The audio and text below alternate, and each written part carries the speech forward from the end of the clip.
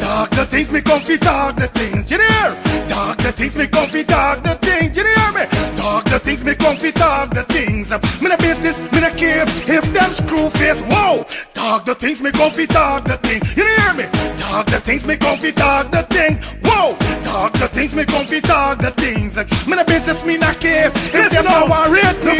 Talk the things, me comfy talk the things, you hear? Talk the things, me comfy talk the things, whoa. Talk the things, me comfy talk the things. Me no business, me no care if them screw face, whoa. Talk the things, me comfy talk the things, you hear? Talk the things, me comfy talk the things, whoa. Talk the things, me comfy talk the things. Me no business, me no care if them not like me. Talk the things, me comfy talk the thing, you hear? Talk the things, me comfy talk the thing, whoa. Talk the things, me comfy talk the things. You know business, me not care if them screw face, wow. Talk the things, me comfy talk the things, you hear? Talk the things, me comfy talk the things, whoa. Talk the things, me comfy talk the things. Me no business, me not care if them now are ready. They hear me fun too much, too much, whoa. Them not like me not like them. Them not rate me. Me and them no friend. Me don't see you care the whole of them are eating. Talk the things, me comfy talk the thing. You know? Talk the things. Yeah, man, we don't find out the whole of them in Eden. The whole of them in Eden, this is why we come for 30 things. The whole of them are Eden. Crystal, good night to you. Good night, Crystal. Hope you're having a fantastic Thursday evening. Good night, everybody. Welcome down to Let's Start the Things Talk Show. You know the thing go already over here. So over here is where we talk the things.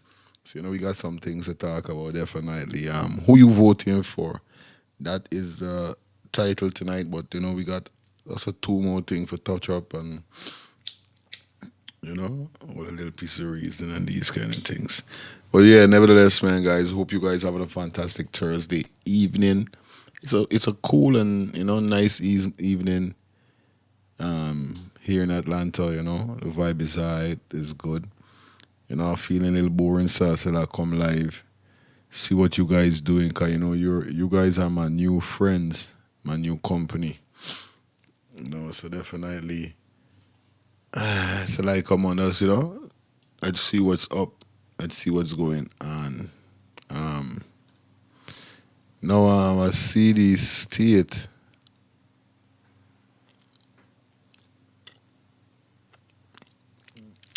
Yeah,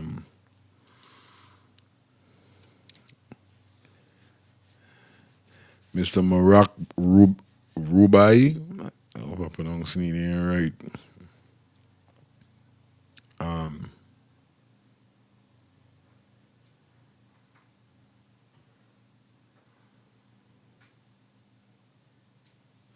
yeah, the Senator of State definitely touched on in Guyana. He was touching on a couple Caribbean countries. He touched on in Jamaica, and he was here in Guyana. So I want to hear this. I want to run this press conference. They really get for I get for hear what he really said from what he say. You know what I mean, guys? So shout out to everybody that definitely checking in on the ones and twos. Louis Vibe for our, you know what I mean? Take you up to 10:30. Might be 11 o'clock. And let me see how the vibes gonna be, you know. Let's see how the vibes is gonna be. So let's take a check on the press conference. And see what really went down, guys. Uh-huh. Let's get this.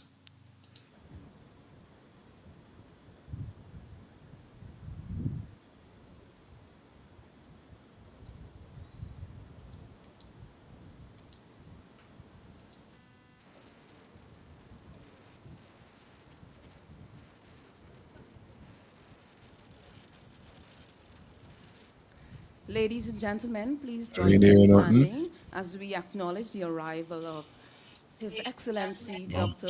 Mohammed Irfan Ali and Secretary of State, U.S., Marco Rubio. Please remain standing.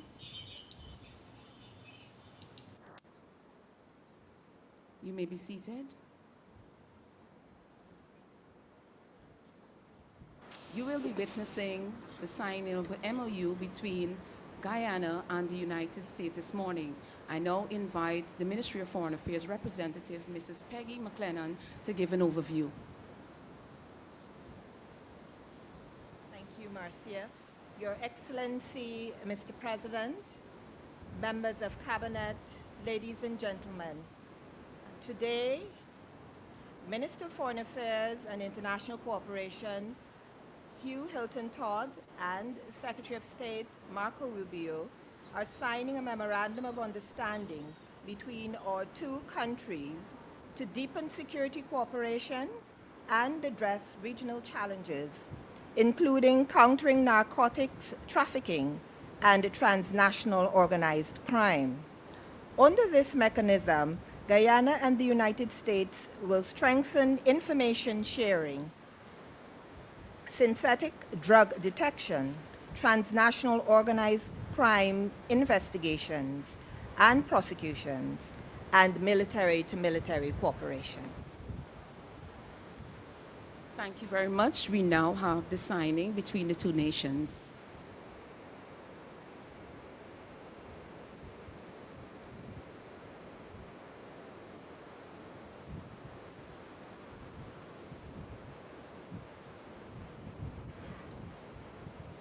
I'm asking you guys kindly, please, to give the live a thumbs up, please. I got 9 persons on the live, and we ain't got no thumb, no like.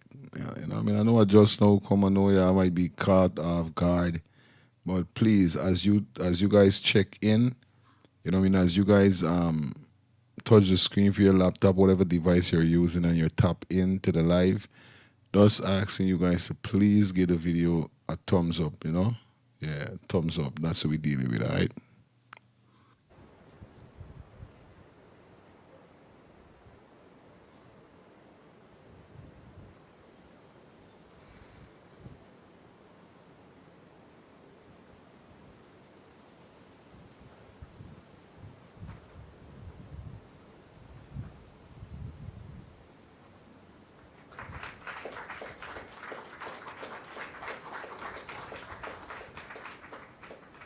Thank you very much, and now invite His Excellency to address us.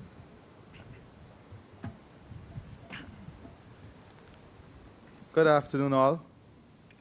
Secretary Rubio, you're no stranger to Guyana.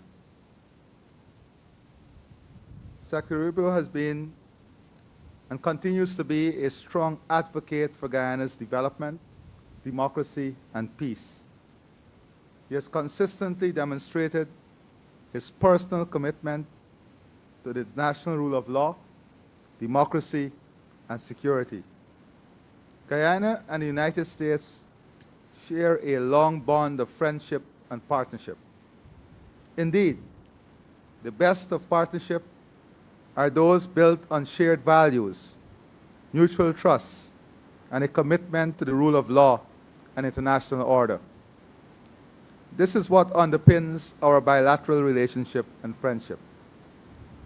The United States is our trusted partner as we continue to build a stable, secure, and democratic society here. This visit has allowed us to consolidate our bilateral agenda, defining policies and outlining clear intentions in areas of security, trade, energy, investments, infrastructure, democracy, regional peace and stability, human capital deployment and development. I am very pleased at the reassurance of the U.S. in ensuring the safeguard of our territorial integrity and sovereignty. Our partnership and joint commitment to the safeguard of this region from every disruptive force is key to the maintenance of democracy and adherence to the rule of law. The threats from Venezuela were specifically discussed. Their blatant violation of the ICJ order and Argyle Declaration were noted.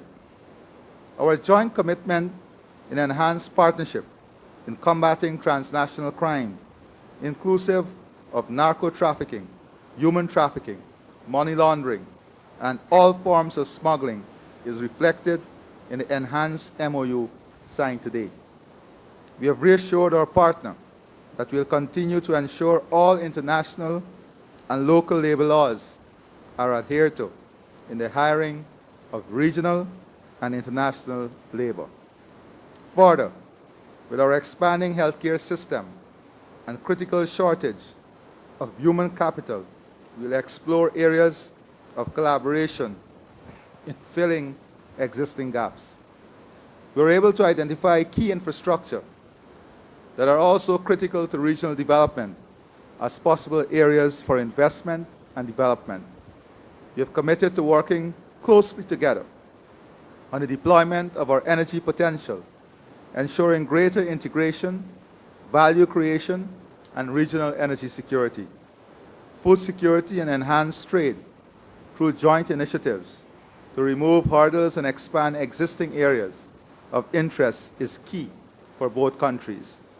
I'm confident that the outcome of this visit has further aligned our policy agendas, shared commitment, and partnership that will see enormous benefits for our two countries and the region. Let me once again thank Secretary Rubio for his personal commitment and that of the U.S. government to Guyana and this region in general. I thank you. Thank you. Thank you, Mr. President. And we've been working together and interacting for some time during my time in the Senate. But I told him I wanted to wait until I was Secretary of State to visit, and so here I am. And I didn't know that was going to happen, but I'm grateful for this visit and for the warm welcome we've received. And it's an exciting time to be here. I think, and to the people of Guyana, thank you for welcoming us. I hope you fully appreciate and understand this is one of the most exciting places in the world to be right now, because you have the opportunity at this moment to transform this country for generations. And we want to be your partner. We want to be your partner in making that possible. We think it's of mutual benefit to see that happen. I get to visit in this job, already have, a number of countries in the 9 weeks. I've only been on the job for 9 weeks, so let the record reflect, after 9 weeks was one of my first visits here that I've taken abroad. But we get to visit a lot of countries, and when you visit, you have some countries, unfortunately, are facing tremendous challenges, and they're just looking to stabilize. Other countries are looking to improve and make progress. This country has an opportunity to transform. And that's rare in the history of nations, to have an opportunity for transformative change. And what I mean by transformative change is not simply oil and gas fields. And that's very important. Natural resources are critical, but that is just the basic ingredient that allows prosperity to happen. One of the topics that's talked about all over the world today is data centers and the digitization of the economies, artificial intelligence. Do you know what you need in order to do that? You need to have really good scientists and engineers and technicians that know how to run it. But the most important thing you need to be a dominant presence in the world in data centers and artificial intelligence is reliable and affordable energy. That's just one example, among many others. You have an opportunity to expand in a responsible way agriculture production, not just for the needs of your population, but for the region. And to do it in a way that safeguards the beauty and the natural environment that's pristine. You have an opportunity to expand in issues of ecotourism. I'm not a big fan of ecotourism. I'm not against ecotourism. I'm not an ecotourist. I like staying at hotels. I'll do it. Maybe I'll go somewhere. But there are people that love this stuff. They love it. And you have an opportunity to do that in an incredibly responsible way. I'm just touching on a few things. But that there are opportunities before you. And that shared prosperity for your country that will come as a result of that is transformative. The lives of your children, the lives of your grandchildren, your lives are going to look very different in 5 to 10 years under this leadership and under this vision as it continues. And we just want to be a partner. Why do we want to be a partner? Just to be frank, why does the United States care about? Number one, we care about it because we think it creates a level of stability in the region which we share. Not just stability here, stability for your neighbors, because we believe prosperity can become contagious. Just like instability can become contagious, stability and prosperity can become contagious. It won't just help you, it will help all of your neighboring partners in the Caribbean basin and the region writ large. And we think that, that ultimately makes life in America safer and more prosperous as well. And so we want to look for every opportunity possible to partner with you.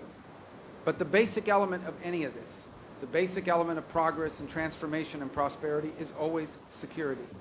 So number one, we want to make sure that some of the tragic regional problems that exist with crime, transnational crime, we have a huge problem in the world right now with organized gangs and narco traffickers that destabilize societies. We want to make sure that never reaches here. And that's why today's MOU and the work we'll do together is designed not to stop it, but to prevent it from ever taking root, from ever finding its way here. Because unfortunately, sometimes crime is attracted by prosperity and targets prosperity. And the other are regional threats. The regional threats based on illegitimate territorial claims by a narco-trafficking regime. And I want to be frank, and I've said this during my time as a senator, and I have full confidence in saying it now as a Secretary of State. There will be consequences for adventurism. There will be consequences for aggressive actions. And that's why our partnership in that regard will be important. That is not what we want to be a feature of our relationship, but it is a necessity of our relationship because you have a very difficult challenge on your hands with a dictator that's making illegitimate territorial claims. So you have our full commitment and support. Today we're demonstrating it both in tangible ways, and we're going to look for ways to make it long-term and sustainable ways, to make abundantly clear that we are invested, both as a nation and from our people, in being your partner in transformation and in prosperity. And we will not allow illegitimate territorial claims to be an impediment to your dreams and to your right to develop this country into a symbol that I hope will inspire others to follow the example you've set, Mr. President. So thank you. Thank you for the chance to be with you.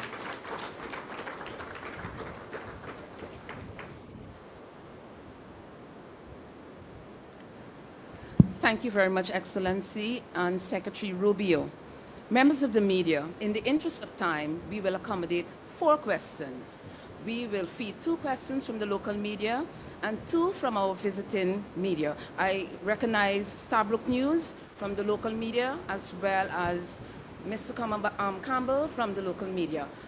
From the visiting media, okay, you represent.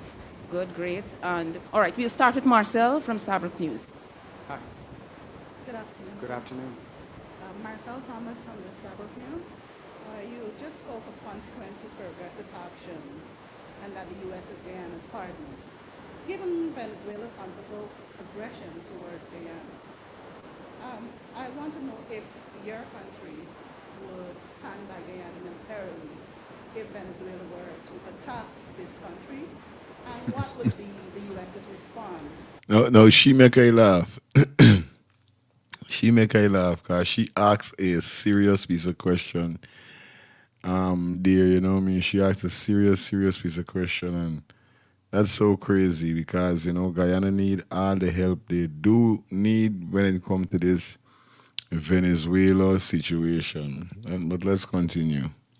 Should Venezuela attack U.S. oil major ExxonMobil, which is operating in Guyana's waters? It would be a very bad day for the Venezuelan regime if they were to attack Guyana or attack ExxonMobil or anything like it. It would be a very bad day, a very bad week for them. And it would not end well for them. Boop, boop, boop. Wait, I know. You.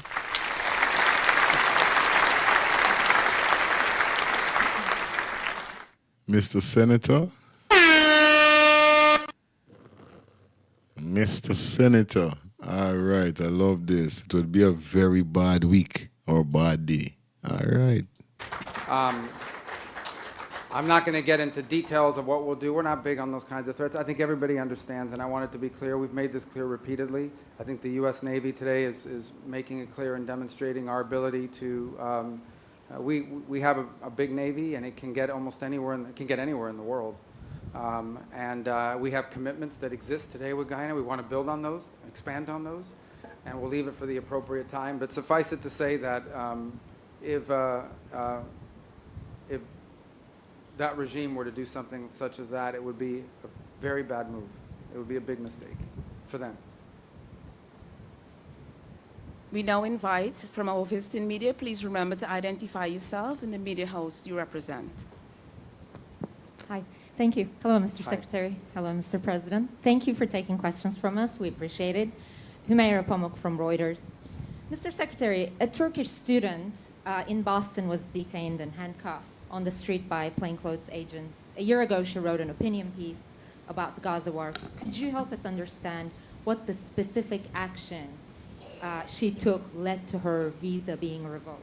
Yeah, And well- what was your State Department's role I- in that process? Can Oh, I- we revoked her visa. It's an F1 visa, I believe. We revoked it, and here's why. And I'll say it again. I said it everywhere. Let me be abundantly clear, okay? If you go apply for a visa right now, anywhere in the world, let me just send this message out. If you apply for a visa to enter the United States and be a student, and you tell us that the reason why you're coming to the United States is not just because you want to write op-eds, but because you want to participate in movements that are involved in doing things like vandalizing universities, harassing students, taking over buildings, creating a ruckus, we're not going to give you a visa. If you lie to us and get a visa and then enter the United States and with that visa participate in that sort of activity, we're going to take away your visa. And once you've lost your visa, you're no longer legally in the United States, and we have a right, like every country in the world has a right, to remove you from our country. So it's just that simple. I think it's crazy. I think it's stupid for any country in the world to welcome people into their country that are going to go to your universities as visitors. They're visitors. And say, I'm going to your universities to start a riot. I'm going to your universities to take over a library and harass people. I don't care what movement you're involved in. Why would any country in the world allow people to come and disrupt? We gave you a visa to come and study and get a degree, not to become a social activist that tears up our university campuses. And if we've given you a visa and then you decide to do that, we're going to take it away. I encourage every country to do that, by the way, because I think it's crazy to invite students into your country that are coming onto your campus and destabilizing it. We're just not going to have it. So we'll revoke your visa, and once your visa is revoked, you're illegally in the country and you have to leave. Every country in the world has a right to decide who comes in as a visitor and who doesn't. If you invite me into your home because you say, I want to come to your house for dinner, and I go to your house and I start putting mud on your couch and spray painting your kitchen, I bet you're going to kick me out. Well, we're going to do the same thing if you come into the United States as a visitor and create a ruckus for us. We don't want it. We don't want it in our country. Go back and do it in your country. But you're not going to do it in our country. Sure. Just tell me your follow-up, and I'll tell everyone. Depending no on your follow-up to question, this time, I'll, sir. I'll answer it or not. All right, I now invite our Guyanese Can representative. I get a follow-up real quick? Go ahead.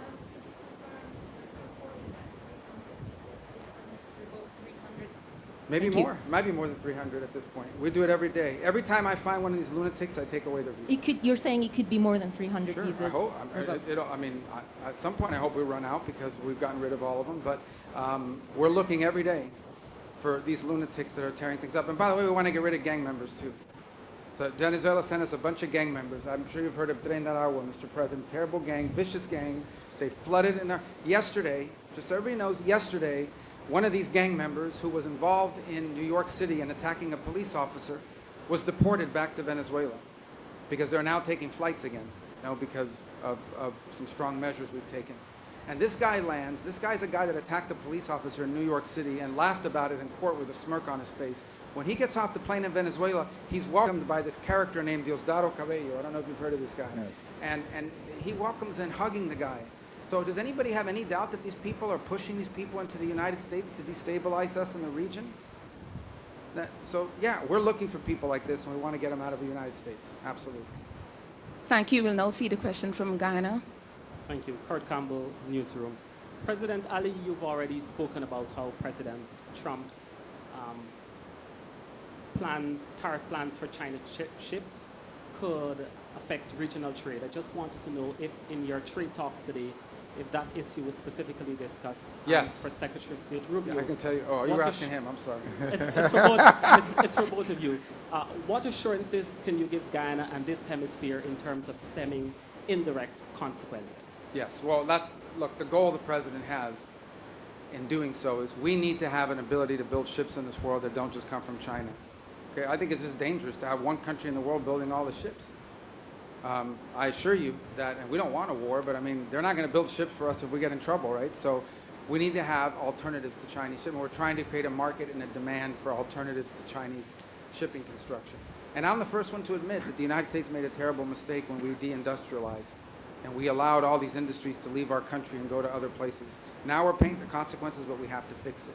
So I do believe, I can't speak, the trade portfolio does not belong to the Department of State, but I do believe that we will take this back because we've heard this not just here, Mr. President, we've heard it throughout our visits here in the Caribbean, and we're going to take it back and explain to those who are in charge of trade policy that there are some implications to applying it to certain nations who are partners and who are seeking to develop their economies in ways that I think serve the national interest of the United States, not to mention the national interest of our partner nations, and see what can happen. So I can't make a commitment to those exempt because that's not something we handle at the Department of State. What I can commit to is that I will most certainly raise this issue as a recurring issue in multiple places, that it would have a real, detrimental effect on economic development.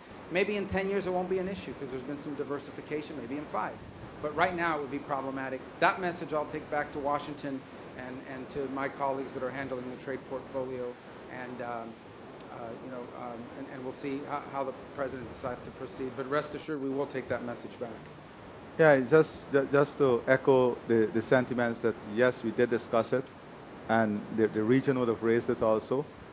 But the Secretary Rubio, as he said, would take this back and to see whether there can be any special initiative for the region, given our specific circumstances. But let me say also that we have a responsibility to our friends. The U.S.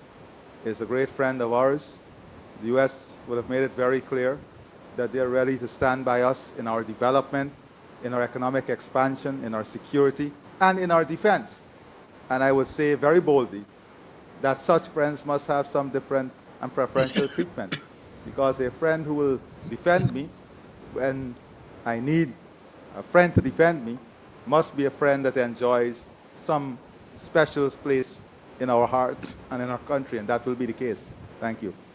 And just quickly, illegal migration was also listed as a topic of discussion. Could you say what are the expectations from Guyana in this regard, and any discussions on third country deportation? Well, we want to work with you on that. I think that's a problem for you as well. I mean, obviously, because of the combination of your growing economy, labor needs, and your geography, you've been a place where a lot of people have come in. And I think you want it to be the right people, right? So I think if we have information that someone has entered your country who has bad intentions, we want to be able to share that with your government, because you don't want that. You don't want those, if we have information on a Trinidad gang member from Venezuela, we want to make sure that we have collaboration and we're sharing that information. If we have information that some narco trafficker is taking up shop here and has decided to try to turn this into a base of operation, which could lead to violence and warfare here, gang warfare, we want to be able to share that with you. We want to prevent these problems from happening. So from the perspective of Guyana, which is not a source country of migration to the United States per se, illegal migration, but it is a country that receives, unfortunately, you're getting a lot of people. And not everybody that comes here, I mean, most people are probably here to work hard and so forth, but not everyone.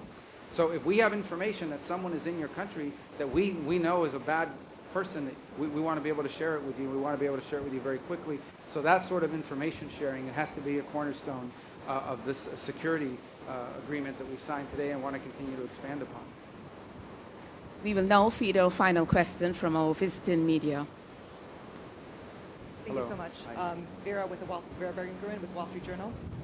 They're very tough as well. Be careful. All right. Secretary Rubio, when you and President Bukele, you mentioned Trinidad several times, when you and President Bukele negotiated the deal to transfer the U.S. deportees to his prison in Sigot, did you discuss any provisions to ensure that individuals mistakenly identified as gang members would have access to legal recourse, or that they can secure their release if they are wrongfully detained? We have that list was carefully vetted, provided to us by Homeland Security. We have confidence in it. What we negotiated is the reality that they in El Salvador comply with all the international requirements for imprisonment. So we sent them people, it was a combination of people, gang members, people we knew were involved in activities that were not productive to the United States, all of them removable in terms of our laws, all of them. Every single one of them was someone who was removable from the United States, irrespective, and MS-13 members, many of whom are Salvadoran, that we had identified as MS-13 members that they had helped us identify as well. So it was a combination of people that we sent. And we may send more. We'll see. I mean, it's up to their willingness to accept, but we're grateful to them for the opportunity to do that. And remember, one of the reasons why we had to send some of those people there is because at the time, Venezuela wasn't taking their people back. The Maduro regime, I say Venezuela, but it's not the Maduro regime, was not taking their people back. They refused to take people back. Their own people. They have an obligation. If you are a country and someone is illegally in another country, you have an obligation to take those people back, whether they're criminals or not. Venezuela said they wouldn't take them back. So we had to find a place to send them, especially the ones that had records, or ones that we had strong suspicions and evidence that were involved in illicit activity. And so we had to send some to El Salvador because of that. Now they've taken them back. And one of them yesterday gets off an airplane, and this narco trafficker Cabello greets him and hugs him on the tarmac. Now what I heard, ultimately, by the way, is that some of these gang members we sent back were so bad to Venezuela, they were so bad that after hugging them, maybe not this guy, but I don't know, they had to put 4 or 5 of them back in jail because that's how dangerous these people are, even though they hugged them on the tarmac and put on this show. These are some really bad people. Tren de Aragua is one of the most dangerous gangs the world has ever seen. Okay?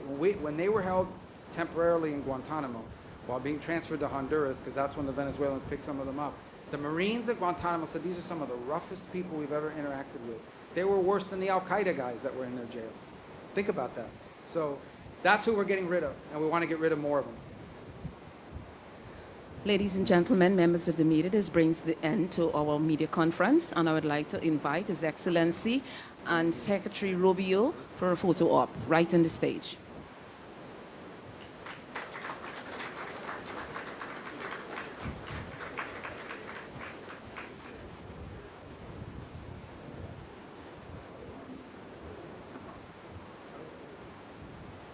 That's your boy Critics.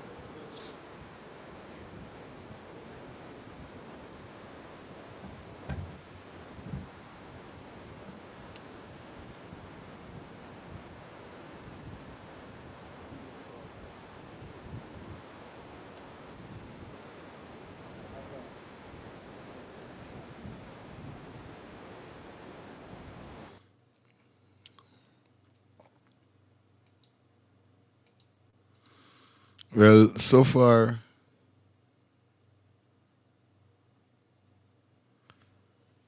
as you heard the senator, what he has to say, definitely, you know what I mean? And if it's one thing I know, you know what I mean?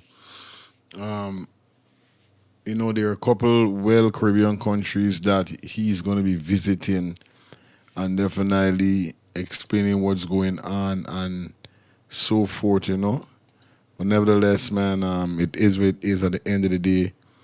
It's glad to see that he's in the country doing his thing, and you know what I mean? What he really said made a lot of sense at the end of the day. You know what I mean? When it comes to giving people, especially visas, and they coming in your country and doing all kind of thing. You know what I mean? And this was some people got a problem with Mr. Donald Trump with what he's doing with the deportation of these immigrants that is in the country illegal, right? I know, and we see so much people crying and all these things. I know people husband gets sent home, know people wife gets sent home, boyfriend, girlfriend, all these things. But at the end of the day, you know, them always say what's sweet in good mouth is bitter in the ass, right? And I say that for say this is that if you know you coming to a foreign country to live, bro, you gotta do all you gotta do as quick as you got to do it. You gotta put everything on the line. You understand? You gotta put everything on the line.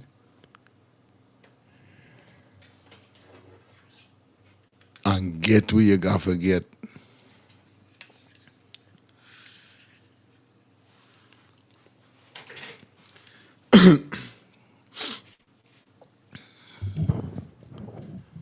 You understand, viewers and subscribers? You gotta put everything on the line and get where you gotta get where you're there inside of these people in country. You understand?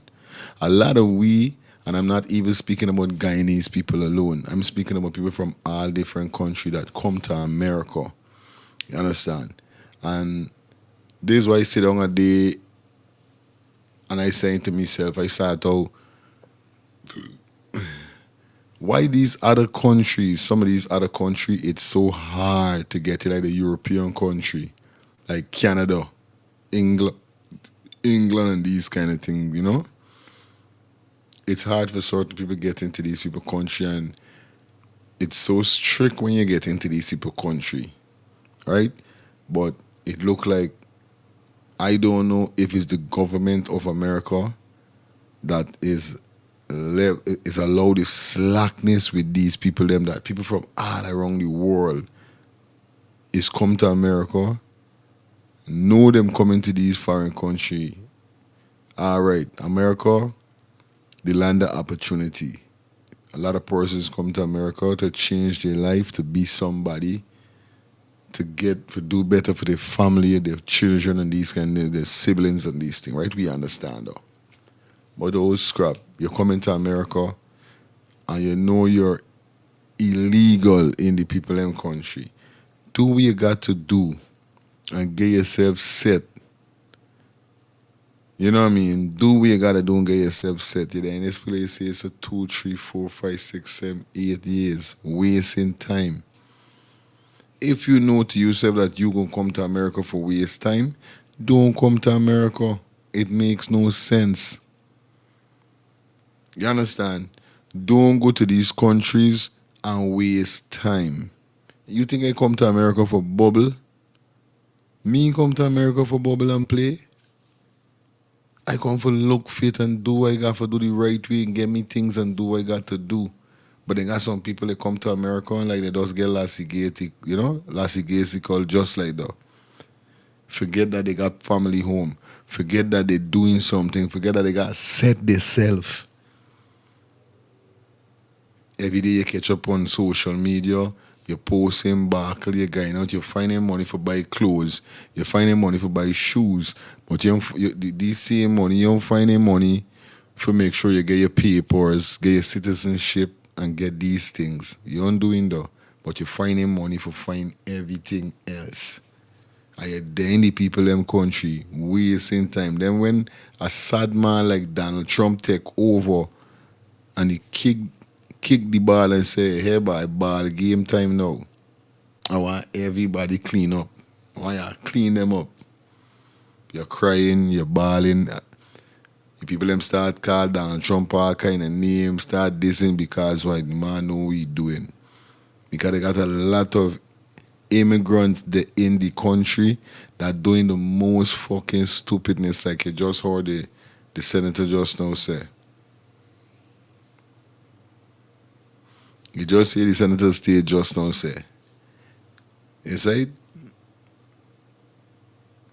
real terror from Venezuela came to America. Them man posed back one the other day. You understand? These banner when them come to America, they don't play no. Real people them is kill. Because remember now, America is a fucking big country. 52 states. You understand? You could kill a man now, and you could roam in there. If you get catch on camera, you will be wanted. But they got so much states that you could go and live. You could commit a crime right in Atlanta, Georgia, and you could flee. Go Pennsylvania, go Texas. You know what I mean? Connecticut. You know what I mean? You could go any one of these states. Not saying you're not going to get catch. Sometimes you might get catch, sometimes you might not get catch, but you got a wide span for move. Not like Guyana, who does got region 1 to region 10. 83,000 square miles small. Jamaica, Wisconsin, small.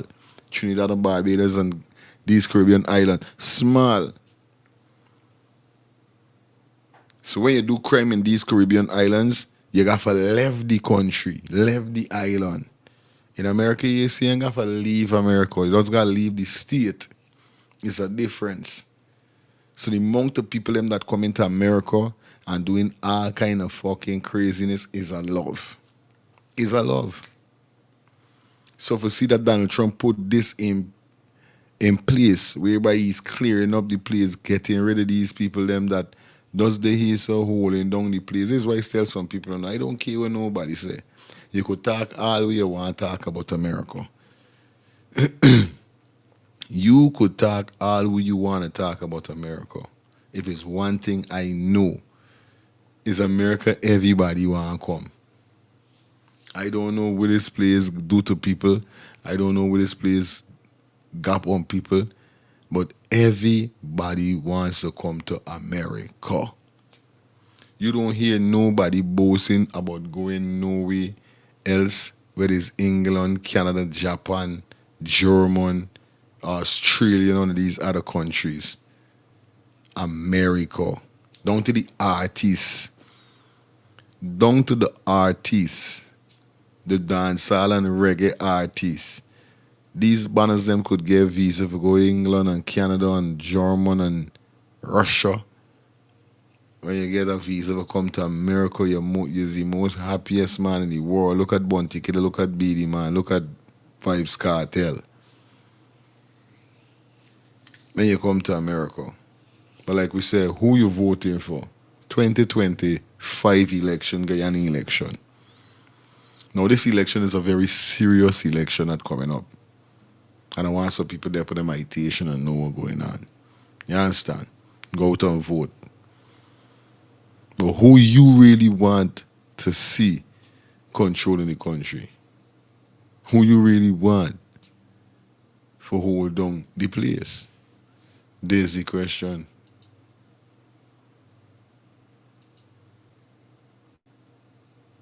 Who really you want? You know what I mean? It's crazy. It's just totally crazy.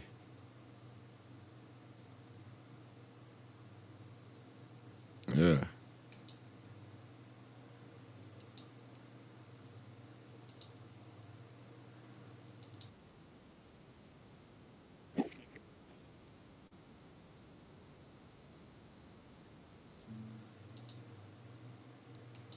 How do we get a piece of this we get a piece of this conference, this press conference with the boss, Mr. Jack Leo.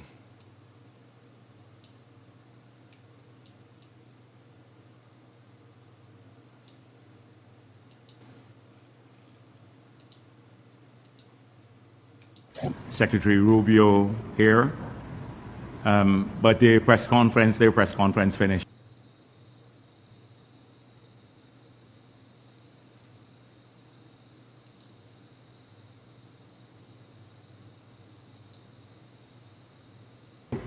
Thank you very much. Welcome to this press conference. I was hoping today to postpone the press conference to another time, given that we had Secretary Rubio here. But their press conference finished early. I was hoping that it would have given me an excuse not to come today, maybe defer to another day, since it's been really another slow week. We're extremely pleased that Secretary Rubio visited Guyana just 9 weeks after he became the Secretary of State.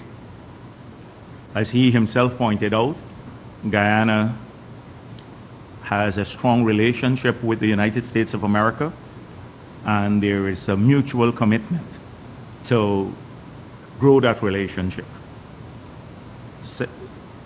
The President and Secretary Rubio just concluded a press conference, and I think the President explained some of the areas of focus, and so I'm not going to repeat what he said.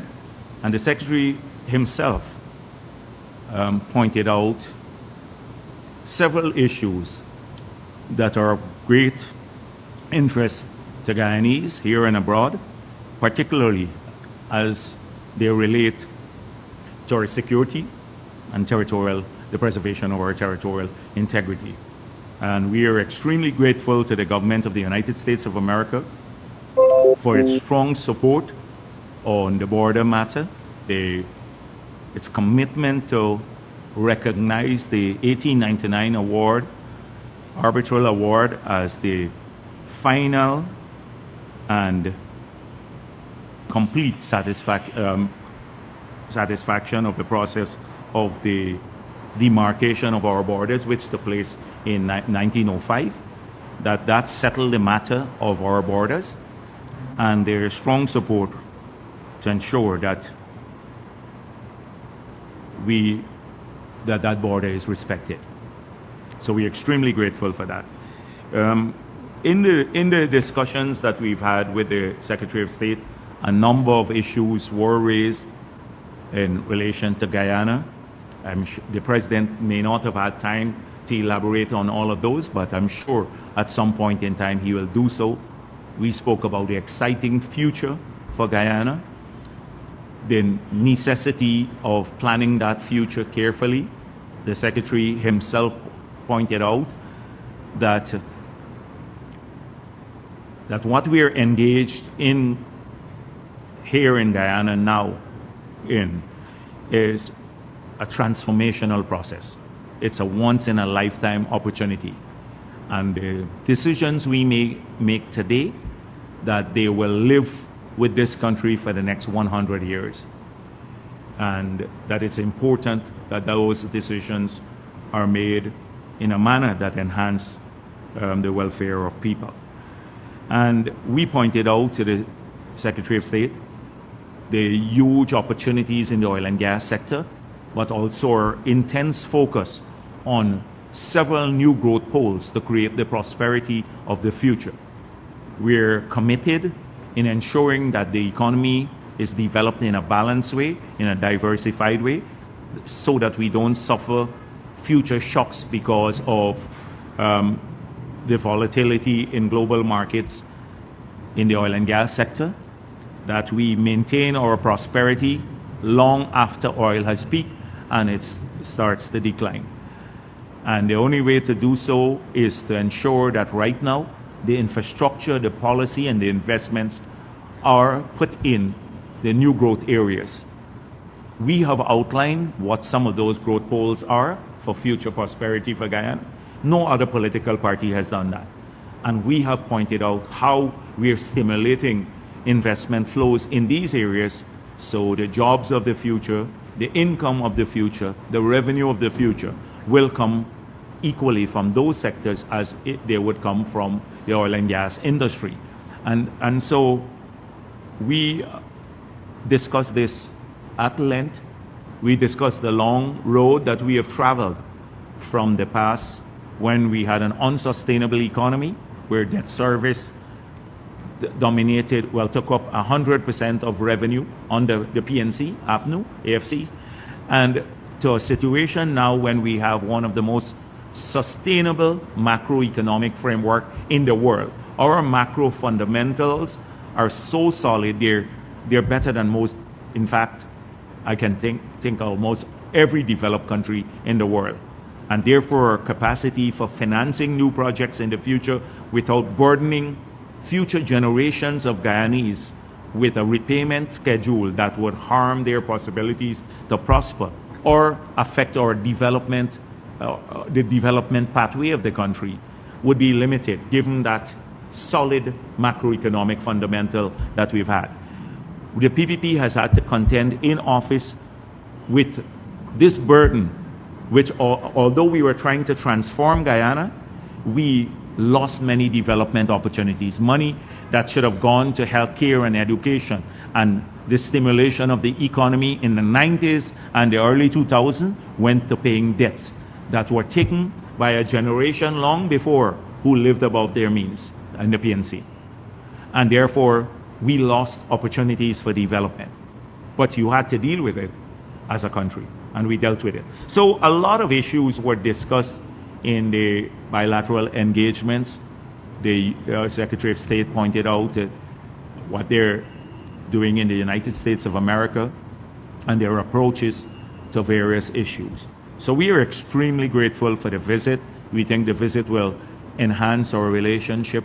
It will clarify issues that from time to time gets distorted on the way to the State Department or to the US government.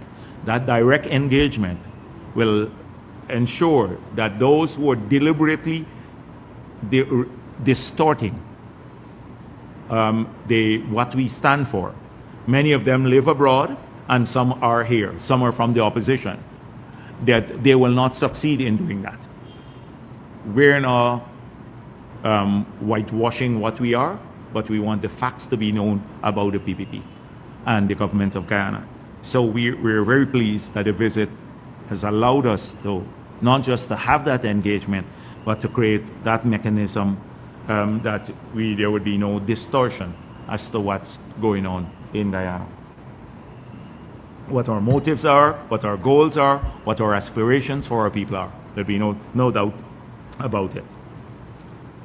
So I've seen from on Sunday, the event at Babu Jan, that a lot has been said by some people. Predictably, some of the PPP haters.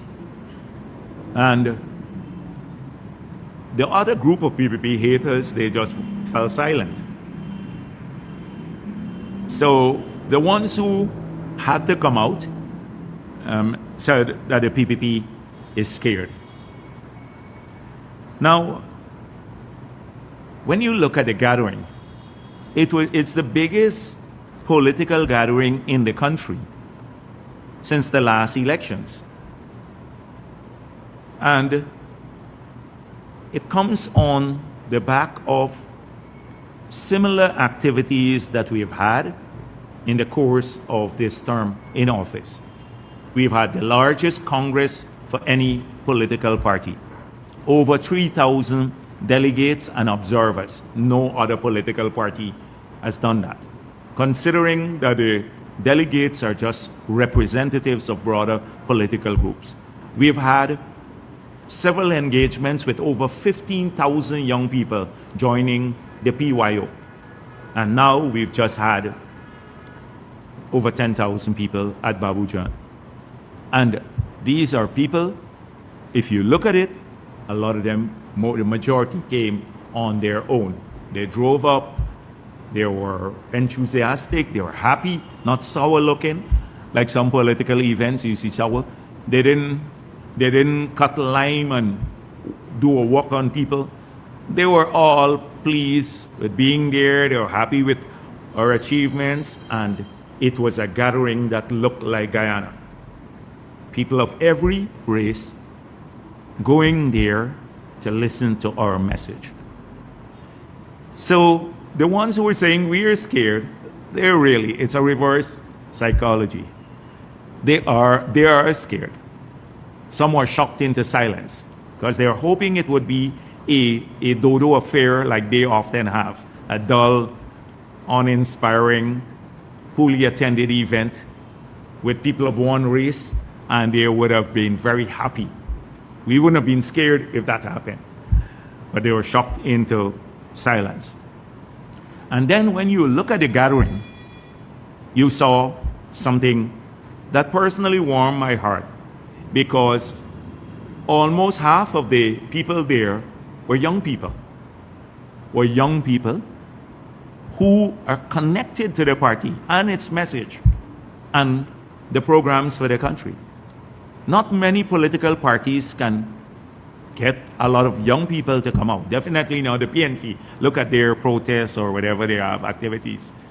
They're dated because of the racism, etc., that they push. And so a lot of them sought to undermine what we stand for. And it's worth developing that team again today. At Babu Jan, I spoke of one young lady, a young girl, reading a message there that was extracted from Cheddi Jagan's writing to talk about how they carry the racist messages to different communities in the 1960s. He was talking about 1964. That's when he wrote that. That's the period he was referring to. And he said that the message is very different for different communities. The opposition would never have one message for Guyana and all of our people. So they play on people's fears. They always go to Afro-Guyanese communities and say, you are being neglected by the PPP, You have no place in that party. This is a racist party. And your only hope of progress is to stay with us. And they characterize everyone else, every Afro-Guyanese person who defy the lie that they tell to Afro-Guyanese as cowards, as soup drinkers, and a whole range of other things. And I pointed out how many of our Afro-Guyanese leaders had to suffer the indignity of being harassed and called names. Well, we're going to end it here. So, guys, definitely we're going to be back here in the morning. Y'all know our morning show, 8 o'clock to 9 o'clock. 8 to 9 Monday to Friday, definitely right here on Let's Start the Things YouTube channel. This morning was a wonderful morning. We had a real wonderful show. And, you know, I got so much stuff for us to talk about in the morning. So definitely I just came here for a bit. But this is where I'm going to pull the curtains down, guys. Remember, tomorrow, 8:30, we're going to be back. Our schedule, or should we say our regular time show, 8 to 9 a.m. Monday to Friday. Let's Start the Things talk show. Call in. You guys know what's up. So tomorrow, get prepared because we got some bombs to drop. Okay? Love you guys, man. We out.